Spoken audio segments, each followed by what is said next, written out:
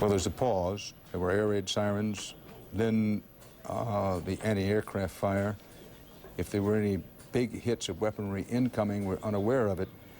General Kernan, we're going to hold on to this picture for a bit to see what should we expect in the very first of the major aerial bombardment of Iraq. Well, I think the thing you're going to see is a totally integrated fight. The ground, air, and sea systems all coming to bear on a particular target or targets. I think it's going to be very overwhelming. You've got to be a very disciplined and very well-trained force to withstand that.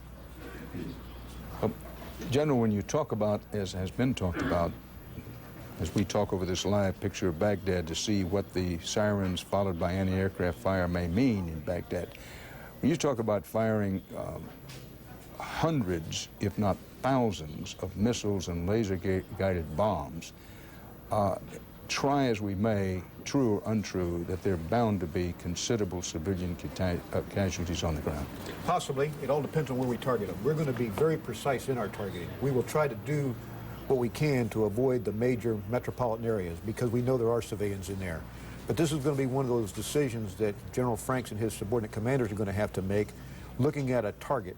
And if it is a military necessity, they will do everything they can to mitigate collateral damage.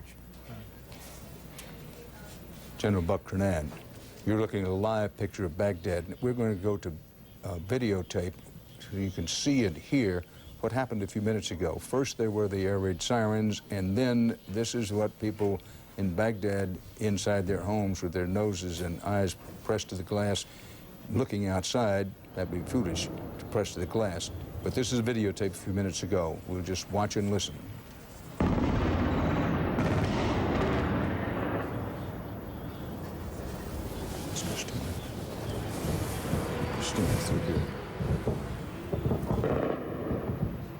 Now we go back to live picture.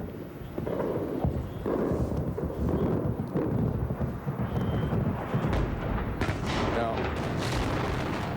Baghdad is under attack, I think, would you not say? Yeah, it definitely looked like we had some ground explosions there. Incoming because there were ground explosions. So for the second time in just less than 24 hours, Baghdad is under attack.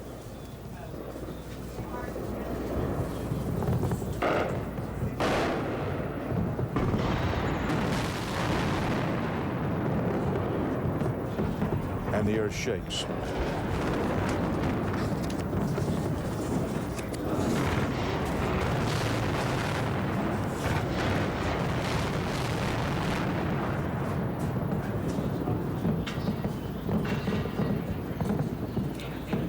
Live picture of Baghdad under attack for the second time in 24 hours.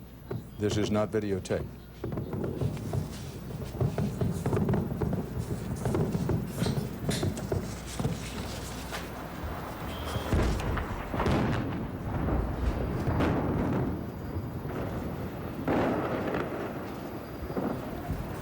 Anti-aircraft fire mixed with incoming hits.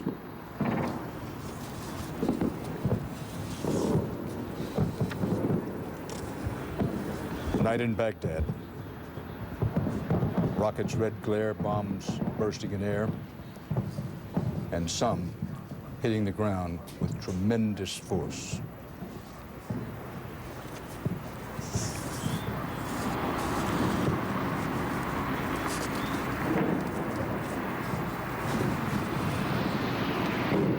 Trying to keep our commentary to a minimum here so you can see and hear it and experience it as much as is possible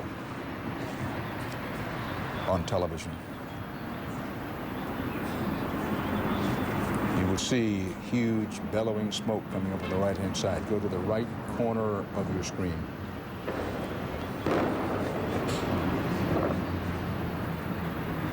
But of course, there's no way for television to convey the horror on the ground in the area of one of these big hits from a cruise Tomahawk missile or a guided bomb.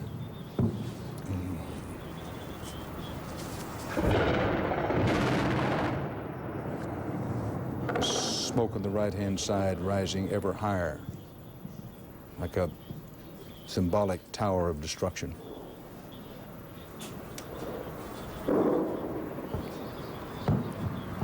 Deja vu. Scenes we saw once before, 12 years ago. That's the thump of anti-aircraft fire.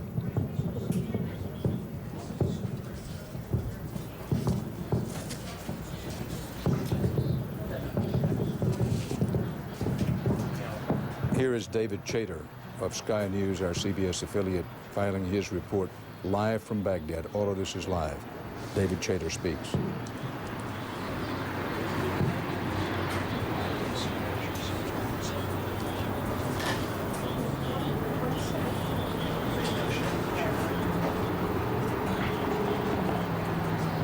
Well, we had hopes there. We thought we had David Chater up. You will understand that the circumstances, it's not that easy to get up from Baghdad under these circumstances. Huge blitz. Now here it just is. Seems to be a very accurate, narrowly focused set of cruise missiles that have hit their targets. Those targets that I can see at the moment in the lights of the city, now being blocked out by the smoke rising from those targets, are Republican Guard units. They are Ba'ath Party headquarters, maybe has been hit. I've got quite a large view, and four targets right in front of me burning away, smoke billowing down the Tigris past me. They would seem to be, as we suspected, command and control centers, Republican Guard units and bunkers, maybe some radar and air defense sites. Those are the areas that have been hit. All the lights are still on and blazing away in the city. We haven't seen an attack on any of the electricity grids, power stations, or the bridges. A very ferocious, narrowly focused attack on the command and control centers and the structures of power here inside Baghdad. Yet again, an object lesson of the smart technology, the accuracy of the cruise missiles, and the desire of the Allies, of course, to limit as much as possible civilian casualties. These look like they were very accurate strikes. Surgical strikes is what the Pentagon said it planned. They seem to be precise so far. We can see the orangey grey smoke billowing away to the right of the screen, just beyond those bright lights, to the right of the mosque where, as you were saying, David, that Republican Guard, probably a command and control center, has been hit by the looks of it. Donald Rumsfeld, David, was saying to the people of Iraq, stay away from military complexes, stay away from command and control places. We have no wish to harm you. Just stay at home and keep away from anything that might be hit. Do you think they will heed those words? This is David Chater is now talking with his home office. What you're seeing is live coverage from Baghdad. Sky TV reporter David Chater, who also files for CBS News, is at this moment reporting live. He is talking to his headquarters in London. So that's what you're hearing. We go back to Baghdad live. Huge, bellowing smoke hanging now like some immense drapery over Baghdad. Explosions could be heard from the west side of the Tigris River. That would be, just to refresh your memory, the Tigris River is to the west, the Euphrates, the Tigris River to the east, forgive me, the Tigris River to the east, and the Euphrates River to the west, if you're looking at your Iraq map, which we'll show you in a minute. But anyway, explosions could be heard from the west side of the Tigris River, where at least two of Saddam Hussein's palaces and the intelligence headquarters are located. Explosions and large clouds of gray smoke appeared to be closer to the heart of the city. This is a wide shot there. You can see as the smoke is drifting over the city. So, not to confuse you, the Tigris River, which runs more in the eastern portion of central Iraq, the Euphrates River to the west, this was on the major hits seem to be on the west side of the Tigris River. Now that's where two of Saddam's palaces are, and the intelligence headquarters is also located in that general area. But after the major explosions, we haven't heard a major hit explosion in the last, well, several seconds, if not minutes, this tremendous column of smoke rose up and then began to disperse. More anti-aircraft fire. Let's listen up.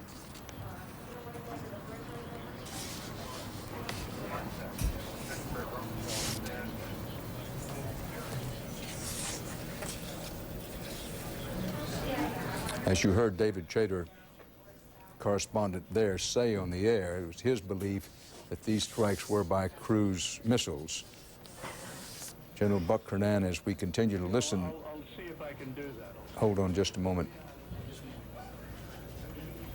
That would be the target of the weapon of preference. I believe so. They could be integrated with some F-117s again, but in all probability, these were cruise missiles. As you've already pointed out, you've got the palaces there. The Ba'ath Party headquarters is to the west of the Tigris River there. There's an awful lot of communications facilities there. So I think those are the things they're going to target right now. They'll be very selective in their targeting to reduce the destruction of the civilian infrastructure. So they're going to target those things that basically isolate and ideally decapitate the command and control of the Iraqi military. As we continue to look at the attack on Baghdad, this is live picture and sound. We're going to go to the Pentagon. David Martin, what information do you have for us? Well, Dan, believe it or not, the Pentagon cannot confirm that that attack is taking place, and I think that is an indication of how much this plan is being rewired as we go, all as a result of last night's attempt to short-circuit the entire process and get off that shot to kill Saddam. These look to be not the start of an all-out air assault on Baghdad, but rather trying to take down individual points in the command and control structure. And this is different than the original plan. And you can only surmise that it has to do with playing off last night's attack, where they think they eliminated the leadership, or at least forced the leadership to go into such deep cover that they are totally unable to communicate. And now, of course, they're taking out the means by which their successors might communicate. And it's all part of the same air campaign, which also involved destroying relay sites, radio relay sites out in the western desert. Take down the leadership positions, take down the communications that they use to control their troops. And it's what you want to do before you start the main thrust of the invasion force into Iraqi territory. So that Excuse me, David, we're going to return live to Baghdad. There's some noise there. Forgive me.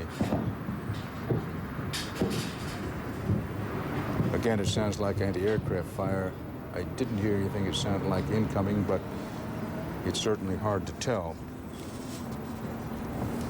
Some urgent news come across. F-14 and F-18 jet fighter bombers have been taking off from the USS Theodore Roosevelt. That's a carrier in the eastern Mediterranean. I mean, in the score, not in the Persian Gulf, not in the Red Sea.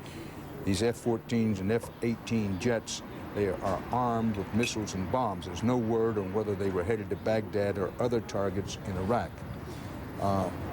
We'll keep this picture up in part of the screen, but want to show you the map here, because it gets confusing about where these attacks come. The cruise and Tomahawk missiles are often fired from the Red Sea and the Persian Gulf area. But the Theodore Roosevelt is up in the Mediterranean Sea. Hold on just a second here. Big noise there.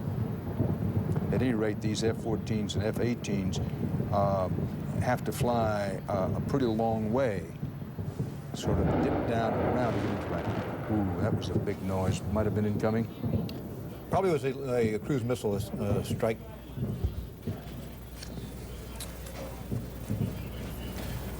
Seeing this huge cloud, which we could see coming off the right-hand side of the screen and then envelop Baghdad, it looks a little like that scene as we reporters came into Kuwait City near the end of the 1991 war, when Saddam Hussein had set his oil fields afire and there was literally darkness at noon. However, this is darkness at Baghdad time, about 9:20. Well, Dan, he probably is trying to do some things like light off some of those oiled trenches and some other things for obscuration. It's not going to do them a whole lot of good because our precision targeting now, in particular through GPS and satellites, enabled us to be very, very precise in targeting the facilities we're after.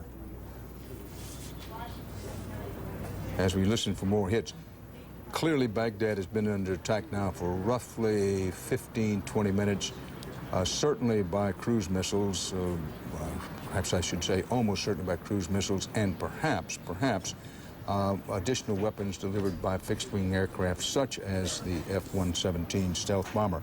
It's now 9:23 a.m. Baghdad time. PM, sorry, I spoke myself, 9:23 in the evening, Baghdad time. One reason we pointed out before that they strike at night is because the F-117 stealth bombers are equipped with the laser-guided weaponry. Generally speaking, they don't operate during the daytime because they're too vulnerable. Now, you may want to note that R.A. Fleischer said in his briefing that in the absence of proof that Saddam Hussein is gone, the U.S. is proceeding with their systematic destruction of command and control facilities, which is no doubt part of what this is about. Now, what those F-14s and F-18 jets taking off from the carrier Theodore Roosevelt in the Mediterranean are, whether they are part of an attack on Baghdad or not, is unclear at this moment. And if not Baghdad, then where they are attacking. While this is going on, the U.S. 3rd Infantry Division has moved into southern Iraq. It has crossed the border and gone into southern Iraq, preceded by attack helicopters, knocking out tanks, other armor in fixed positions. Also walked ahead of them artillery barrages. We've had that on the air in recent hours, with Scott Pelley on one scene with the helicopter attacks and Jim Axelrod on another with the artillery. Axelrod is now with the 3rd Infantry Division, which, as we look at this live picture of Baghdad and listen to sporadic anti-aircraft fire, punctuated big time occasionally by huge weapons of considerable destruction hitting into Baghdad, way south of here, Baghdad, the U.S. Marines have been engaged in some at least limited ground combat on what we believe to be the Kuwaiti side of the Iraq-Kuwait border, perhaps taking on some patrols or spotter outfits of Iraqis, we don't know, but the Marines were involved in a shootout there. But the 3rd Infantry Division has definitely launched into Iraq itself.